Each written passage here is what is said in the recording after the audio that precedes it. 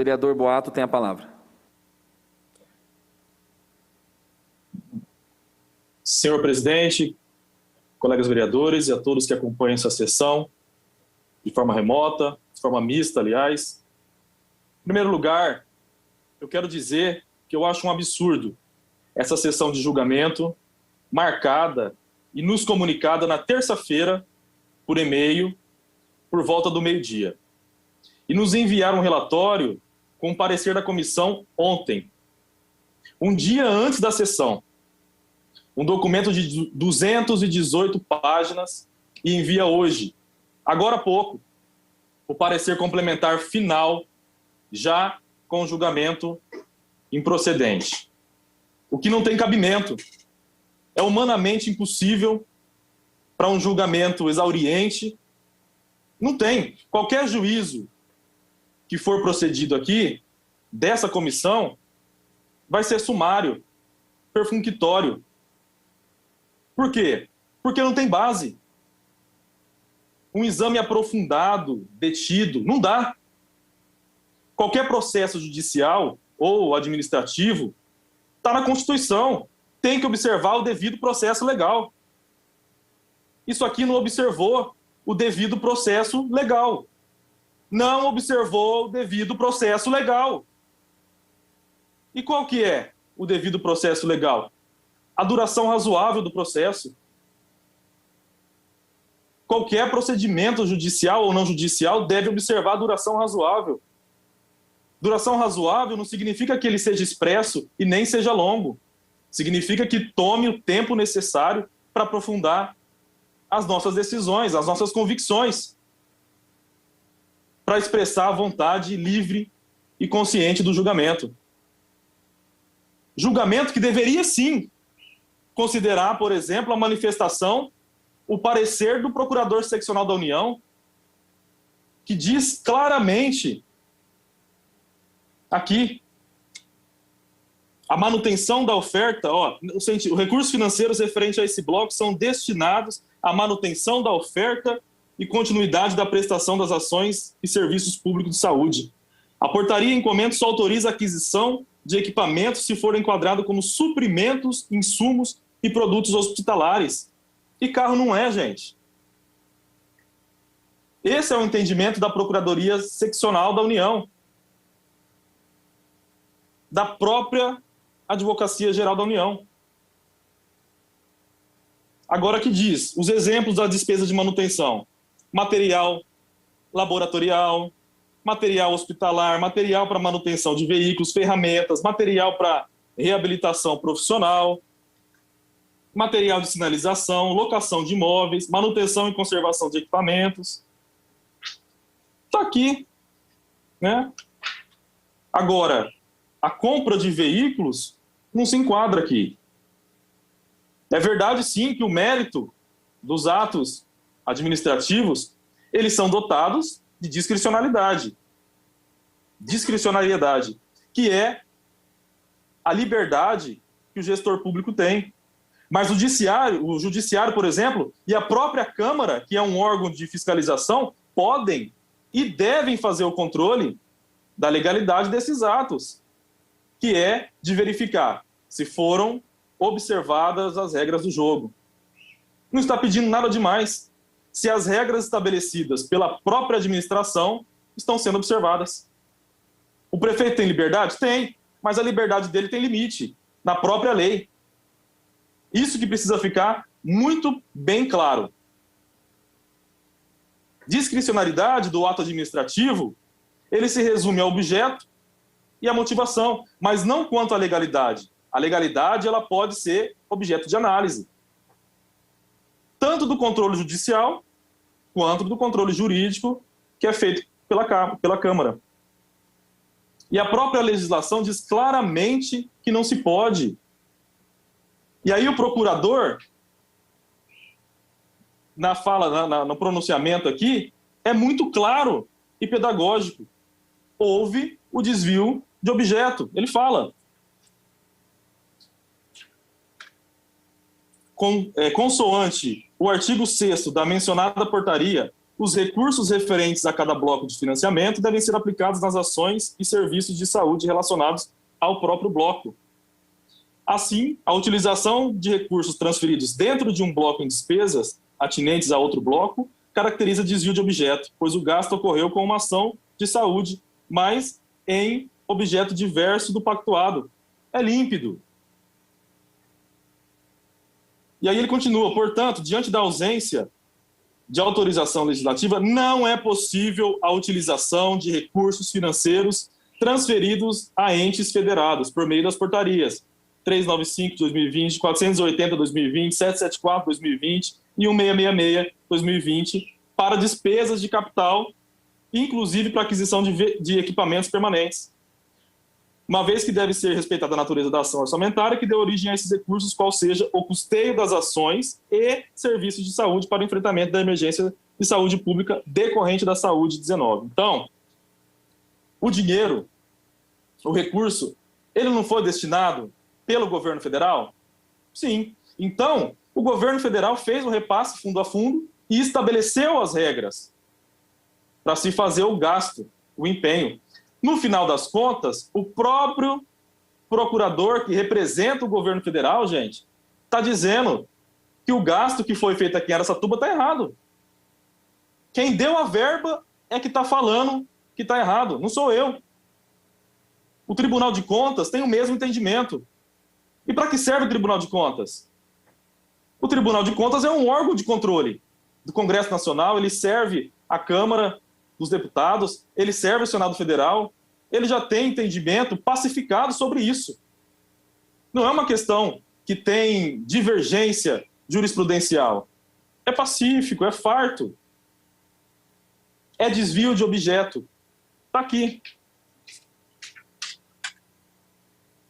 Desvio de objeto ou de finalidade. Nos termos da doutrina, há desvio de objeto quando o conveniente executa ações outras que não aquelas previstas no termo de convênio, respeitando, contudo, a área para a qual os recursos se destinavam. Necessário para configurar tal desvio que os recursos sejam empregados em objeto distinto daquele assentado no termo de convênio, sem que o novo objeto filie-se a outra área de atuação do poder público, porque a aplicação dos recursos em área diversa da pactuada caracteriza desvio de finalidade. E aqui há desvio de objeto e desvio de finalidade. Se é de manutenção, é para ser gasto com manutenção. Ou seja, eu já citei os exemplos aqui, ó. Material laboratorial, bastões, bico de gás, filtros de papel, fixadores, material hospitalar, agulha, algodão, esparadrapo, gaze, material de manutenção, aquecedores, baterias, borracha, ferramentas, alicate. Está aqui. Está aqui, já dei os exemplos. Agora, enquanto isso, comprava 16 carros. E o Hospital da Mulher, gente, fechado. O prefeito falou aqui no dia 6 de abril de 2020, no próprio portal da prefeitura, que estava preparando hospital de apoio. E só depois de quase um ano começou a receber pacientes para realizar exame de Covid lá na UBS Covid, lá que eles montaram.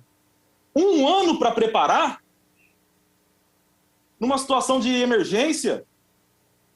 Em um ano, morreu muita gente. Olha o tamanho da irresponsabilidade. Quantas vidas poderiam ter sido salvas? E aí está a falta de gestão. Agora, voltando aqui no parecer do promotor da União, ele cita a lei, a portaria 1393, de 21 de maio de 2020, que fala sobre o auxílio financeiro emergencial às santas casas e hospitais filantrópicos. Artigo 1. Essa portaria dispõe sobre a execução de lei 13.995, 5 de maio de 2020, e aqui fala de montante de até 2 bilhões de reais a serem disponibilizados aos estados, Distrito Federal e municípios em 2 parcelas, ou seja, Santa Casa recebeu dinheiro. Consta aqui, artigo 5º, a integridade dos recursos transferidos às entidades beneficiadas deverá ser aplicada obrigatoriamente na aquisição de medicamentos, suprimentos, insumos, produtos hospitalares, para atendimento adequado à população. Então, em nenhum momento se fala de carro. Tudo aqui é muito claro, não restam dúvidas. Desde quando começou a questão do Covid, todas as portarias que saíram da saúde, nenhuma fala de carro. E mais, fala de controle dos casos. Onde que estava controlado, gente? Nós temos aqui o gráfico. Porque não é o que mostram os gráficos, gente. Olha aqui. Quando foi feita a compra, nós estávamos aqui, ó. Nós estávamos aqui. Em nenhum momento caiu. Em nenhum momento teve controle. Só aumentou. Só estava aumentando até agora. Não é o que mostram os gráficos que estavam com controle.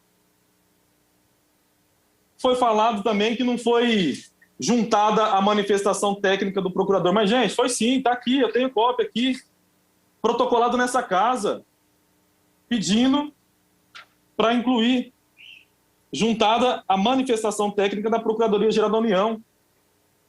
Foi pedido. Estranhamente, não entrou no processo.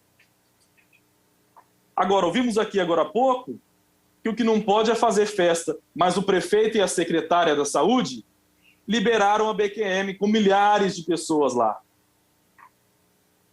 Agora, gente, vamos supor que estivesse tudo certo, tudo dentro da lei, o que não está.